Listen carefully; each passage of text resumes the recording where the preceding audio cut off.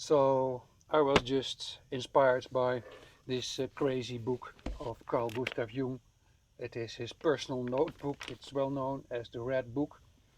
And the inspiration was that Carl Gustav Jung was an explorer of the divine.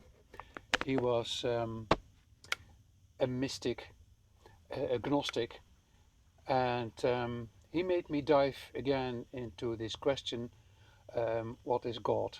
And then at YouTube, I found a very interesting video from an English philosopher who is currently writing a lot of books on God, and he sees God as an emergent aspect.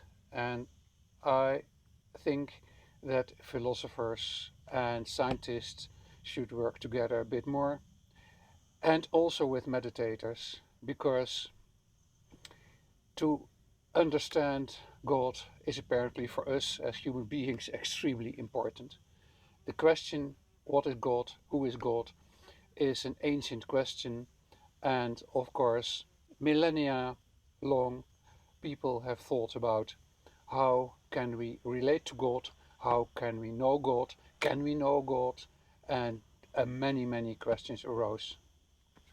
Now, I have been so privileged in my life that I was trained as a neurophysiologist, a neuroscientist, a doctor, and a meditator. So I have the possibility to approach this whole field via perhaps different angles as the classical philosophers. Now, if I would try to explain who God is, I'm not saying that I know it, because God is in principle unknowable. But I think we have slowly, based on our modern science, an emergent idea about what God might be. God is not a noun, it is a verb, it is a process. And it's a process which basically is always in the now, because the now is the only real aspect of our beingness. We unfold ourselves in the now.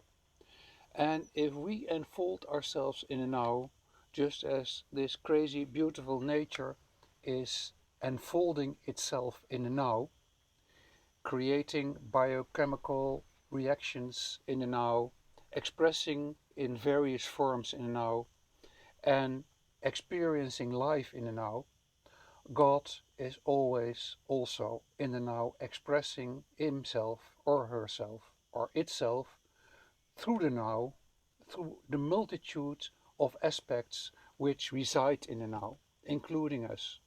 Now, we are very special. We are human beings gifted with a big brain. This brain is not just a normal brain. This brain is a divine vehicle. And in this brain, through this brain, God is also expressing itself. So, what all the philosophers and perhaps even more the mystics in the past have tried to say, it all comes together in the now. So if I talk about God, I express myself, and through me, God expresses himself. Or, to be more clear, we are all Godding. I think we should pass through the phase that we think God is somewhere else. It cannot be, because God is limitless, infinite, and timeless. So, thus, he can only be always in the now. And if we make this quantum jump and understand that our brain is the receptaculum of our perception, it is also the receptaculum for the Godding. And to express the Godding via us, via me now talking, means that we are it. It is the idea you find in the Advaita and in many of the old ancient texts from the Indian philosophy, the Upanishads, the Vedas, but also all mystics, including Hildegard von Bingen in medieval times have actually expressed the same, that they were in contact with the divine and that the divine expressed itself through them, and that one step further, that we are the divine. In our and through our beingness, the divine manifests itself. So it's not very near to us, we are it. And this understanding needs to transcend from the brain as a concept into our beingness, into the heart as an experience. And then, even one step further, it's not an experience, it is a recognition.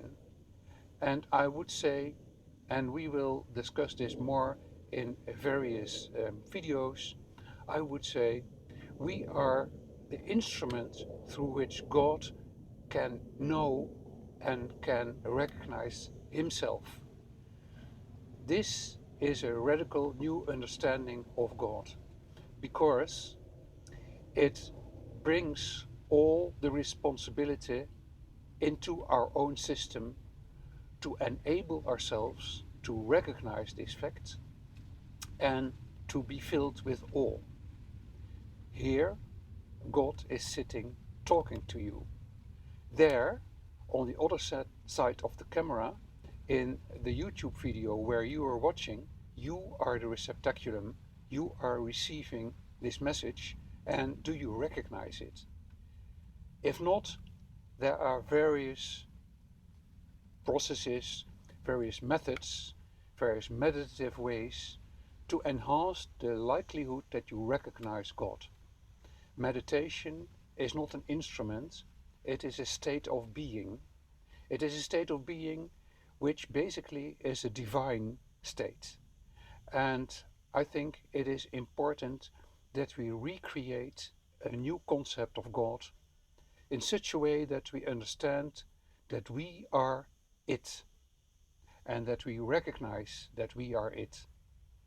And as said in a couple of videos related to the structure of our brain, the structure of our eyes, the aspects we see if we go in deep meditation and we dissolve the ego, because the ego is nothing more than a bundle of thoughts and a bundle of emotions or a bundle of movements.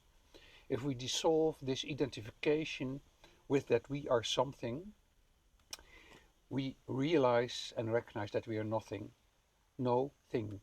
We are vast fields of consciousness in which the experience of this body rises, in which the experience of talking rises, in which the experience of expressing rises. And I have not prepared anything, any words. I just tap into this vast, vast pool of knowledge, and I just express. And this is what people meant in the past by saying that you're connected to the Akasha Chronicles, where you can read everything about anything which happened or happens, because it's always recreated in the now. So if you want to have a metaphor, God is not a man with a beard and a hat somewhere in the clouds, that's very sure, but God is a process. It is like a fountain, and we are that fountain. We are always in the now, expressing, evolving, emerging. Our central nervous system has the highest capacity of all central nervous systems in the world, created and expressing the divine. And because our central nervous system has so huge many connections, the emergent property of our central nervous system is that we, for the first time in evolution, can know the divine. The grass is the divine, cannot know the divine. There is not a self-reflection in the grass. It's a direct expression of the divine. It is directly godding the grass. But via our central nervous system, the divine can express itself and recognize itself. And I think this is the crucial aspect we should dive into much deeper. And this is the way we can understand God. And this is the way also why we understand that only via a total attention in the now, by dropping concepts, we can also bring forth the divine in our walk and in our talk. Aho.